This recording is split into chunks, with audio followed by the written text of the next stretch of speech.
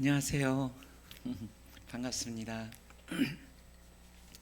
제가 하프타임 부흥인지 모르고 왔습니다.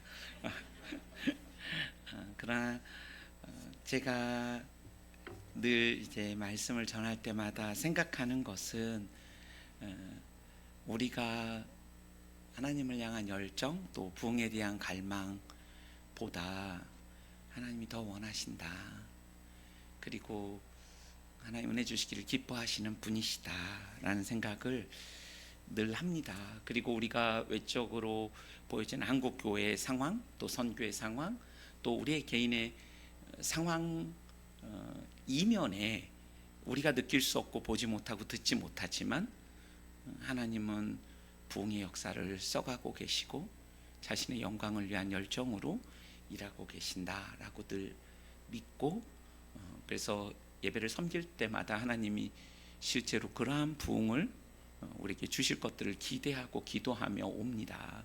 그래서 합타임 부흥인지는 모르고 왔지만 하나님께서 이 짧은 시간을 통하여 우리 가운데 또 어떤 부흥을 허락하실지 기대하는 마음으로 이 말씀을 나누도록 하겠습니다. 여러분, 저희는 종종 교회에서 목사의 타락, 또 성도의 부도덕적인, 비도덕적인 그런 이야기들을 듣습니다. 돈과 권력의 문제뿐 아니라 성적인 스캔들, 그리고 저희가 속한 교단 안에서도 그러한 이야기들을 자주 듣습니다. 가톨릭 교회 이 경우만 보더라도 1950년에서 2021년까지 이러한 성적인 문제를 해결하기 위하여 쓴 돈이 5조가 넘습니다. 그런데 이것은 카톨릭만의 문제가 아닙니다. 그리고 미국 카톨릭만의 문제가 아니라 각 나라마다 이러한 어려운 일들이 일어나고 그것들을 해결하기 위하여 정말 많은 재정을 사용합니다.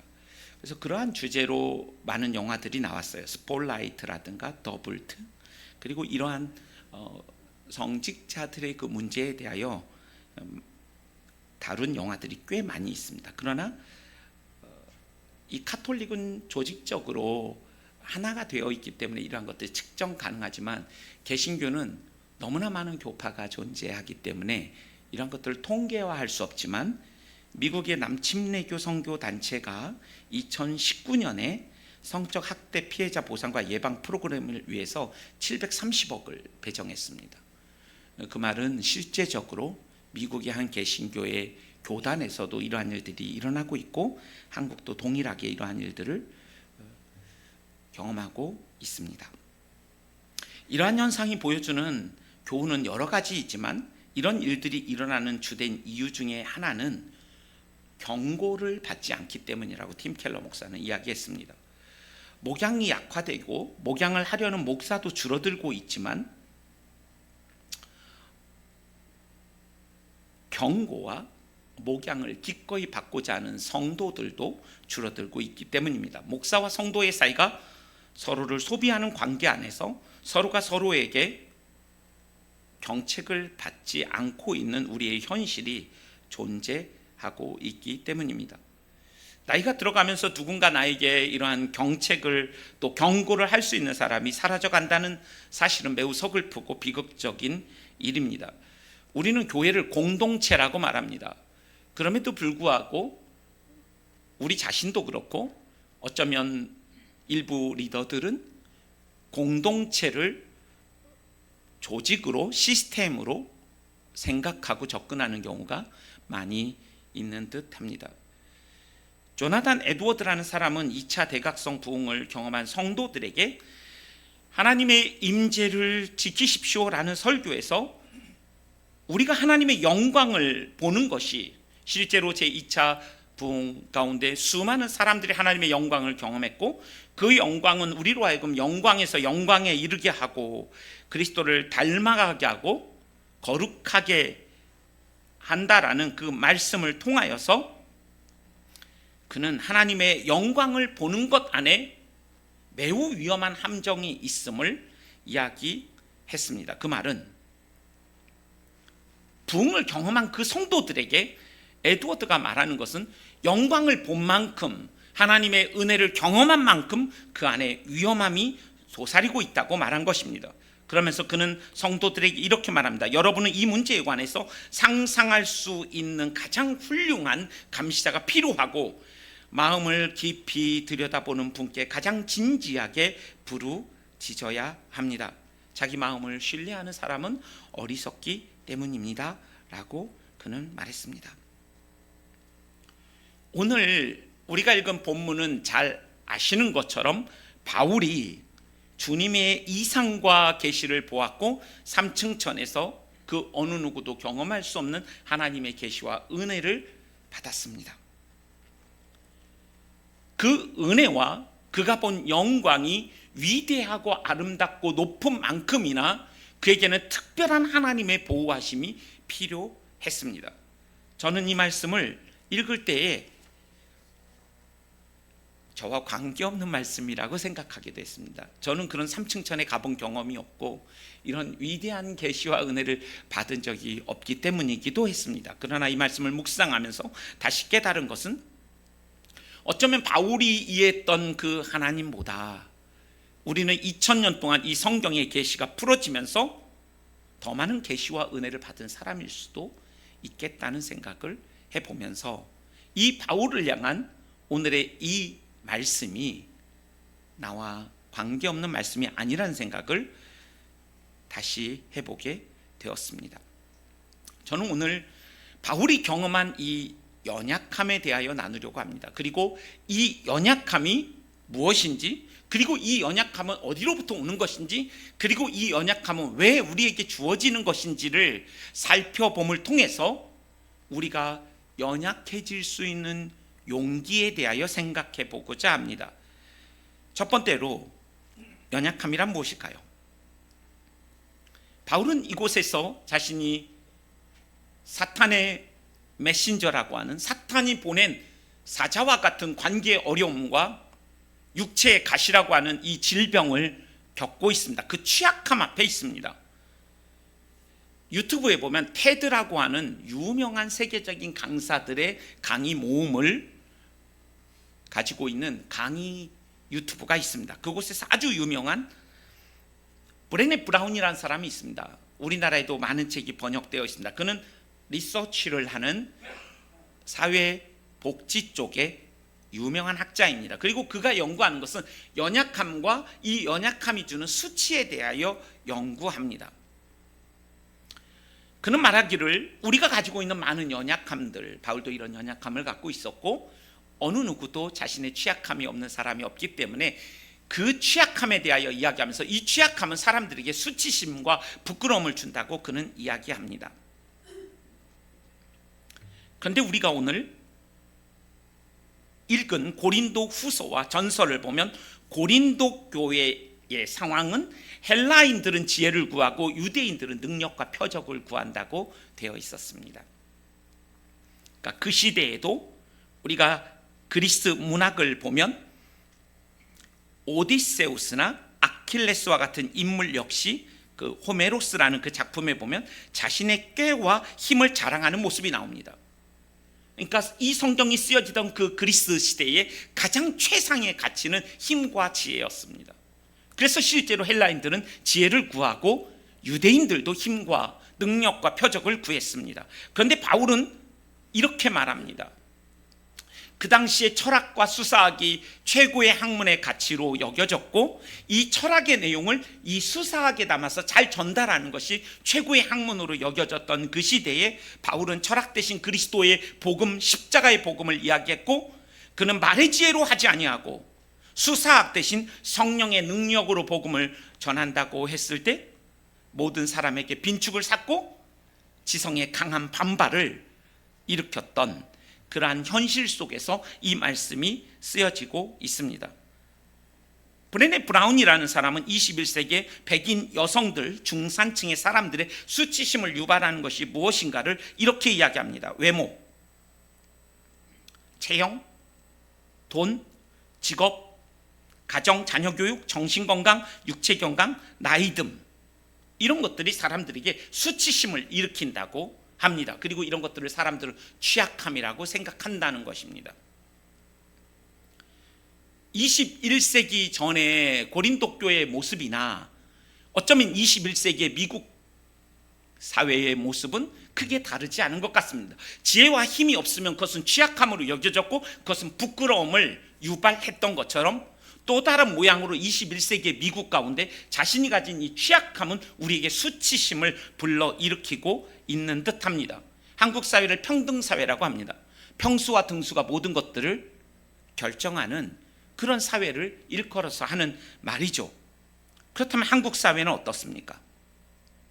우리가 살아가는 사회는 20세기, 21세기 전에 고린도 교회의 모습 아니면 우리 교회의 모습과 또 미국 사회의 수치심을 일으키는 그 취약함의 문제와 무관하다고 우리는 말할 수 없을 듯합니다. 교회와 선교사와 또 목사와 성도에게 취약하다고 느껴지는, 그래서 그것들을 수치스러워하는 그러한 요소가 무엇일까? 한번 우리는 생각해 볼 필요가 있겠습니다. 저는 목사이기도 하지만 선교사입니다. 그러나 목회를 하고 있지 않기 때문에 선교사님 목회하고 있지만 교회의 예로 드는 것보다는 제 동종 업계에 관한 선교사의 예로 든다면 선교사에게도 학위가 중요합니다. 파송교회와 협력교회가 어떤 교회냐, 파송단체가 어떤 단체인가, 서포트하는 공동체와 그 사람들이 누구인가, 이러한 것들이 취약함으로 느껴질 수 있고 이런 것들은 부끄러움을 느끼기도 하고 우리를 우쭐하게도 합니다. 그러나 본질은 똑같습니다. 본질은 똑같은 교만입니다. 이것이 없어지면 절망하는 것이고 이것이 있으면 잠시 우쭐할 뿐이고 이것이 없어진 상태에서는 똑같은 절망을 경험하기 때문입니다. 알랭드 보통이라는 사람은 불안이란 책에서 과거에는 신분이 정해져 있던 시대와 달리 지금은 얼마든지 노력하면 우리가 무엇인가를 얻을 수 있는 그런 시대에 살고 있음에도 불구하고 이 시대의 사람들은 너무나 불안하다라는 것입니다. 타인의 인정과 사랑을 갈망하는 이 시대의 사람들은 얻지 못함으로 인한 불안이 존재하고 속물 근성 가운데 사회적 지위가 자신의 가치를 결정한다고 믿고 타인을 평가하는 가치가 되어 불안하다라는 것입니다. 물질적 풍요에 대한 기대와 높은 지위와 성공에 대한 기대가 좌절될 때 불안하다라는 것입니다. 이런 의미에서 21세기 이전, 20세기 이전의 초대교회의 모습이나 한국 사회의 모습이나 또 교회의 모습이 그렇게 크게 다르지 않다라는 생각을 해보게 됩니다. 앞서 말씀드린 것처럼 바울은 육체의 질병과 관계의 가시를, 관계의 어려움을 겪고 있습니다. 사탄의 사자라는 표현은 사탄이 보낸 것과 같은 그런 사람들과의 관계의 어려움 속에 있다는 의미이고, 육체의 가시는 우리가 많이 들었던 것처럼 그의 안질 내지는 그가 간질 또는 말라리아 여러 병이라고 추정되어지는 어려움을, 관계적인 어려움과 물리적인 어려움과 신체적 어려움과 심리적 어려움을 총체적으로 경험하고 있습니다. 그래서 그는 자신의 어려움을 오늘 읽은 10절에 보면 모욕과 어려움과 궁핍과 핍박이라고 말했고, 우리가 읽지 않았지만 고린도서 6장에 보면 그는 무명한 자 같으나 유명하고 죽은 자 같으나 산 자이며 징계를 받는 자 같다, 근심을 받는 자 같고 가난하나 그리고 아무것도 없는 자 같다는 자신의 현실을 이야기하고 있습니다. 온갖 질병을 가지고 살았던 영성신학자였던 마르바던이라는 사람은 평생 잘 걷지 못할 정도로 힘들게 살았습니다. 강의를 서서 하는 것이 너무나 힘들고 평생 장애인으로서 살았지만 그는 이렇게 말합니다. 나는 약해져야 하는 만큼 약해지지 않았고 약점과 함께 살고 견디고 소망하는 법을 여전히 배우고 있다라고 말합니다.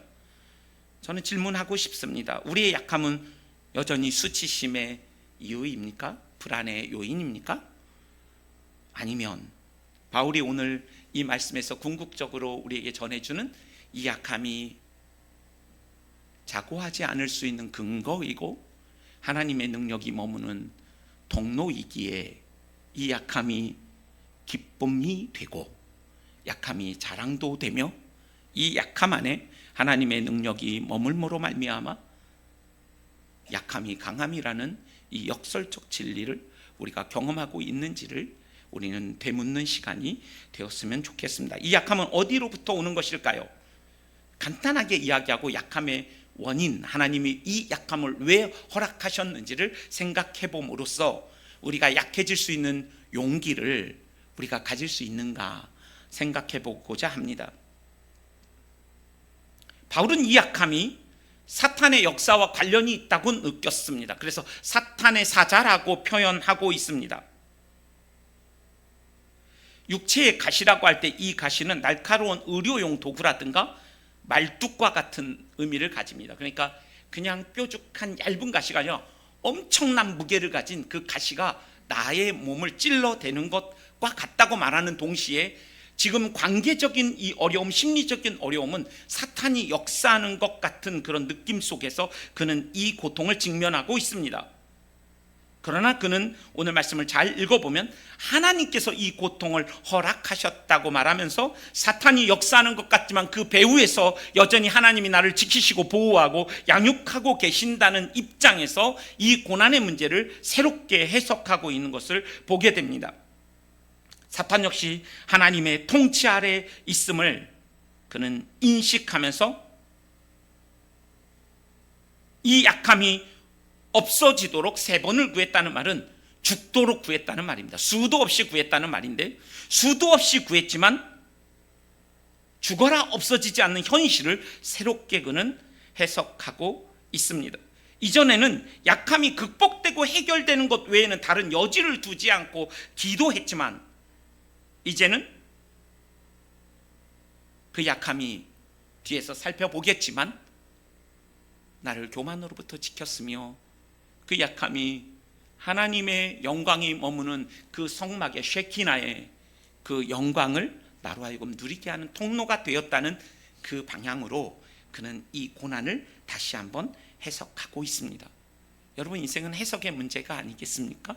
똑같은 어려움을 겪을 때 바울은 사탄이 원하는 것은 그가 이 사탄의 배후에 계신 하나님을 보지 못하게 하는 것이었지만 그는 사탄이 주는 것 같은 이 고난 속에서 사탄의 배후에 계신 그 하나님을 똑똑히 보고 있는 것입니다. 그렇다면 여러분, 그가 약해질 수 있는 용기를 가질 수 있었던 것은 자신에게 허락된 취약함의 목적을 발견했기 때문입니다.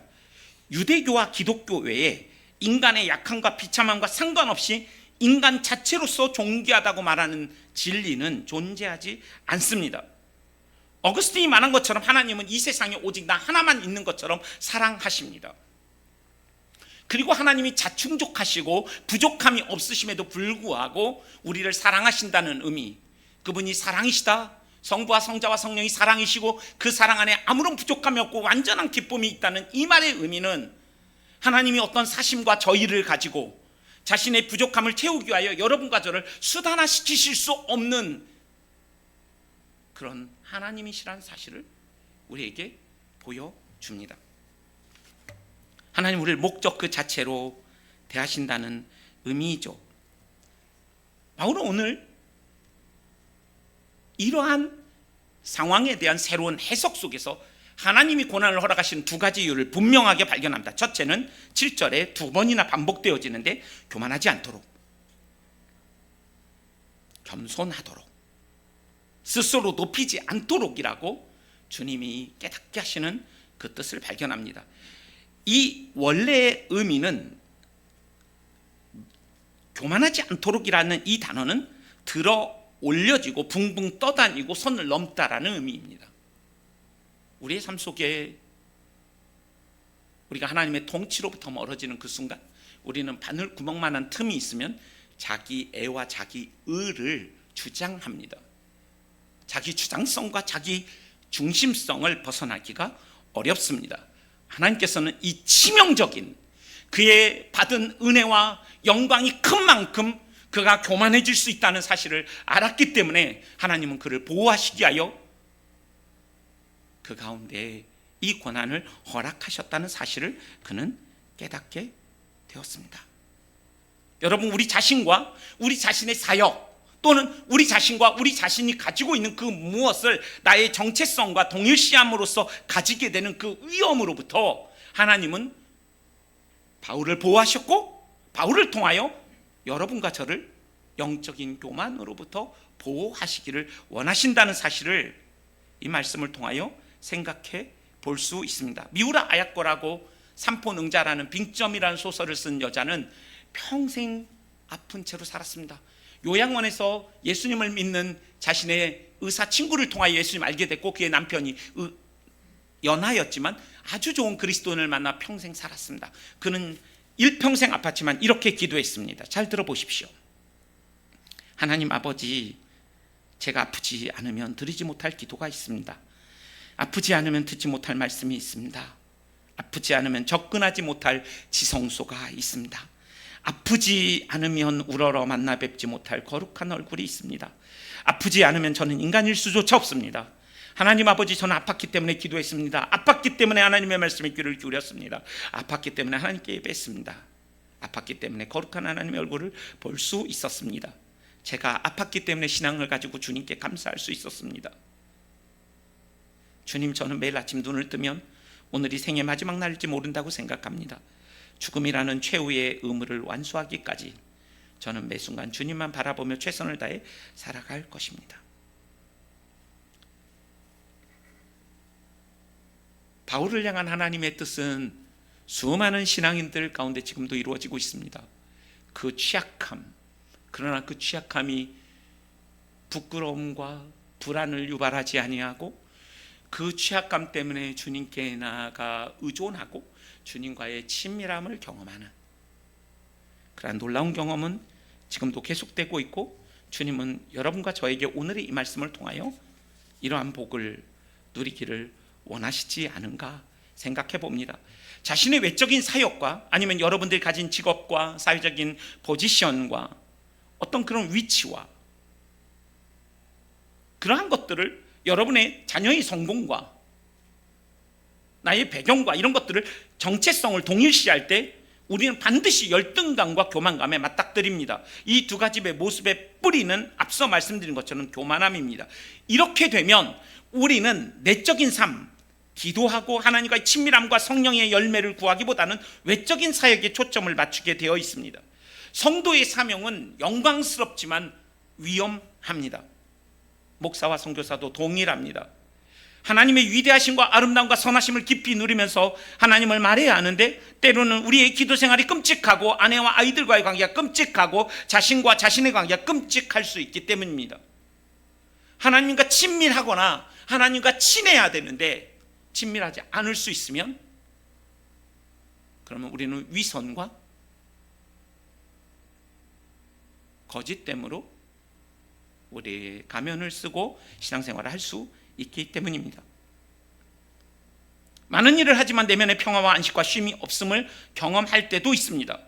때로는 사람을 감화시키기도 하고 변화시키기도 하지만, 우리의 섬김 속에서 누군가 변화되는 것 같지만, 하나님은 우리를 괜찮은 사람인 것처럼 여겨지는 것을 용인하기도 하시지만, 우리를 사용하시기도 하지만, 그러나 우리의 삶에서 은사의 작용을 은혜의 작용과 구분할 필요가 있습니다. 때로는 선교사인 저는 누군가를 섬기면서 자신이 망가지고 가족이 망가지는 그러한 위험함에 대하여 굉장히 가까이에서 느끼기도 하고 보고 듣기도 하기 때문입니다. 전에 사랑하는 성도 여러분, 스카펙이라는 사람은 거짓의 사람이라는 책에서, 그는 백악관에서 전문적으로 일하는 정신과 의사였고 귀신 들림에 대한 프로젝트를 하면서 그는 예수님을 만납니다. 그가 예수님을 만났던 것은 인간 안에 있는 깊은 악을 보았기 때문입니다. 그 악을 보면서 그는 이 악을 가리기 위하여 책임을 회피하고 거짓말을 하는 인간의 악을 보면서 그는 말합니다. 이 세상에서 가장 악한 존재가 누구인가? 부모님이 그럴 수 있다는 것입니다. 자세한 내용은 여러분들에게 말할 수 없지만, 그가 말하는 더 심각함은 이 악함을 가장 숨길 수 있는 곳은 종교이고, 이 악함을 숨기기 위하여 가면을 쓸 수 있는 사람은 목회자들이다라고 말합니다. 굉장히 무서운 말처럼 들립니다.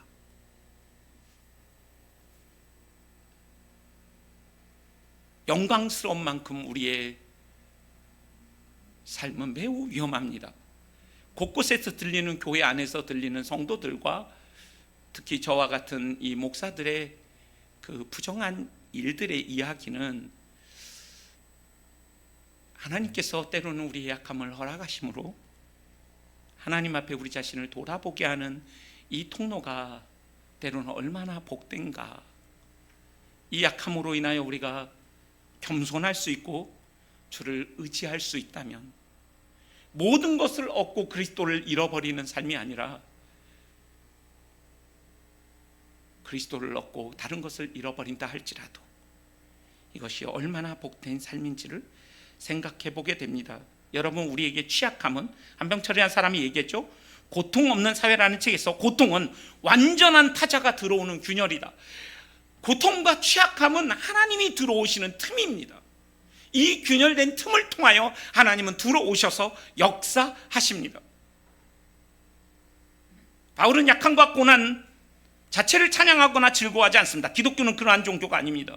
그렇기 때문에 3번이나 없애달라고 그는 간절히 구했습니다. 기독교 진리는 고난을 미화시키거나 고난을 인내함으로 수양을 쌓는 종교가 아닙니다. 세상은 어떻게 하든지 취약함과 고통을 무의미하게 여기고 이를 거절하고 극복하고 해결해야 할 대상으로 말합니다. 그러나 성경은 그렇게 말하지 않습니다.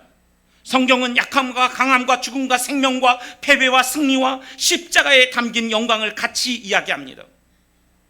그런 의미에서 여러분과 제가 경험하고 있는 약함이라는 문제가 우리에게 여전히 불안의 요소가 되고 있다면, 수치의 이유가 되고 있다면 우린 다시 복음으로 돌아가. 성경이 이 취약함을 인생의 고해라고 부처님도 얘기하시잖아요. 그리고 시편도, 저는 불교도는 아니지만 시편의 탄식시가 훨씬 많다는 것.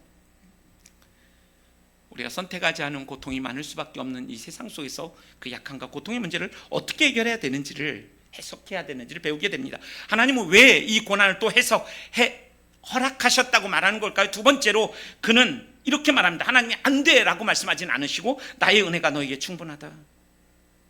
나의 능력이 약한 데서 온전하여지기 때문이라고 말씀하심으로써 바울은 하나님이 왜 고난을 허락하시는지를 다시 깨닫게 됩니다. 나의 은혜가 족하다는 이 의미는 상황은 변화가 없지만 하나님의 은혜는 충분한 상태라고 고백하는 것입니다. 여러분, 그렇게 고백할 수 있겠습니까? 결핍이 본질과 같은 이 세상을 살아가면서 여호와가 나의 목자시니 부족함이 없다고 말할 수 있을까요?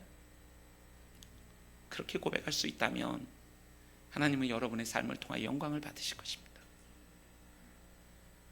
그리고 사람들은 여러분 안에 하나님을 볼 것입니다.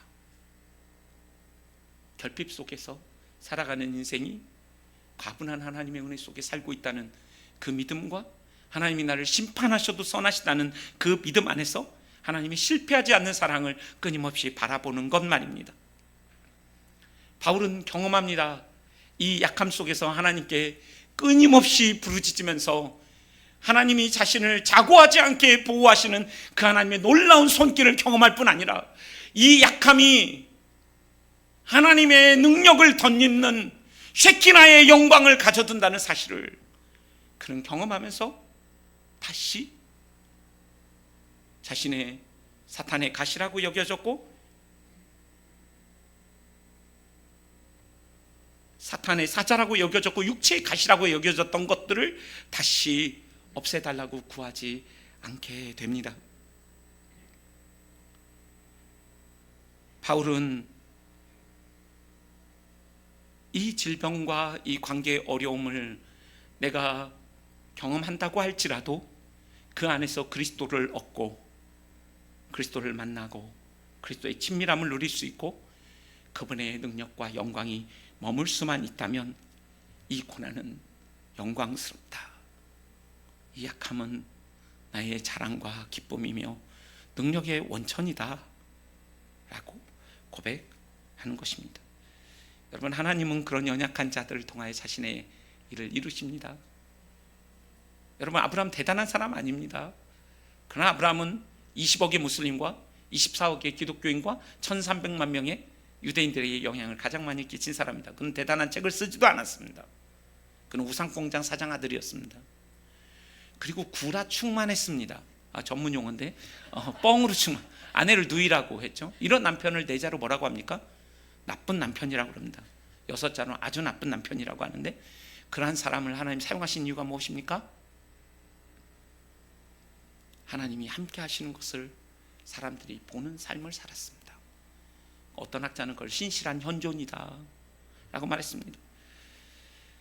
시편 8편을 저는 굉장히 좋아합니다. 탄식시가 계속되는 가운데 시편 7편의 마지막 탄식시에만 하나님께로 시선이 옮겨지면서 시편 8편은 여호와 우리 주여 온 땅에 어찌 그리 아름다운지요 라는 말씀을 통하여 뜬금없는 2절의 말씀이 나옵니다. 그 2절의 말씀이 뭡니까? 젖먹이와 어린아이의 입으로 원수와 대적자들을 잠잠케 하며 여호와의 권능을 세우신다는 말씀입니다. 그 시편을 썼을 때 다윗은 자신이 골리앗과 맞붙었을 때를 생각했을 겁니다. 원수와 대적자를 잠잠케 하시며 이 어린아이와 같은 나를 통하여 하나님의 권능을 세우셨던 것. 그러나 이 본문을 예수님은 늘 읽으셨을 겁니다. 예수님은 회당에서 성경을 읽으셨던 분이니까요.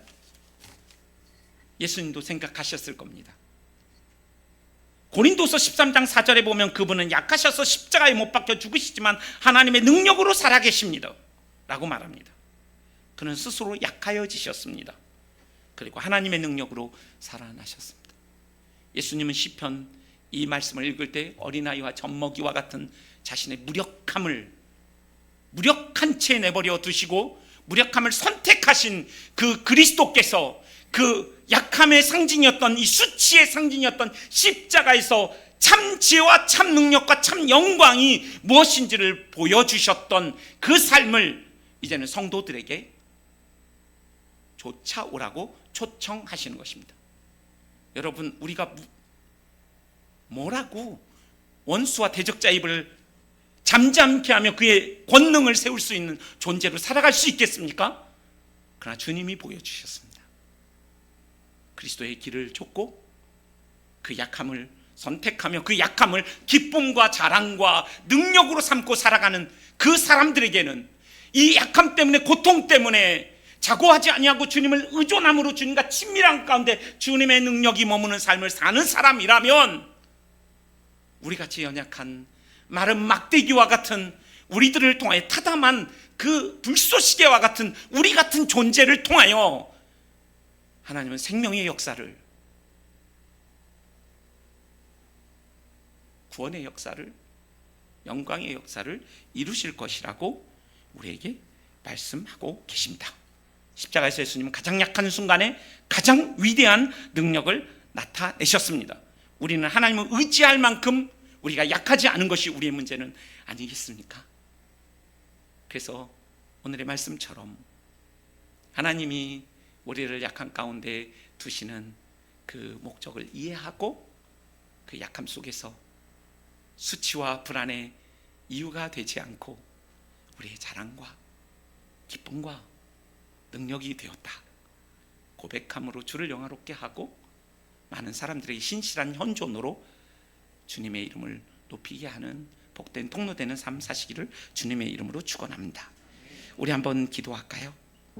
여러분은 여러분의 정체성을 무엇과 동일시합니까?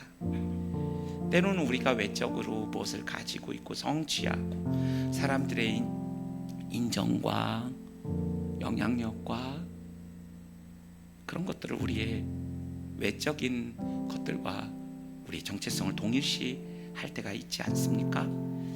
매우 위험한 일입니다. 그렇게 되면 우리는 본질을 놓치게 됩니다. 하나님과의 친밀함과 겸손한 하나님의 능력이 멀어집니다. 위선과 교만으로 우리의 삶이 가득 차고 우리는 계속 수치와 불안 속에 시달리며 이 땅을 살아가게 될 것입니다. 혹시 그런 모습이 우리에게 있다면 이 시간 그리스도를 다시 바라봅시다. 스스로 약해지심으로 최고의 영광과 능력을 드러내신 그 삶을 주님을 바라보면서 조차 살겠습니다. 주님, 우리가 또 넘어질 것입니다. 그러나 신앙의 선배들이 얘기했던 것처럼 행복한 허물과 복된 타락에 대하여, 복된 약함에 대하여 이야기했던 것처럼 이 약함을 타고 그리스도에게 일평생 가겠습니다. 그래서 겸손하여 주와 친밀한 가운데 주님의 쉐키나의 영광이 머무는 삶을 살게 하여 주옵소서. 같이 기도하겠습니다.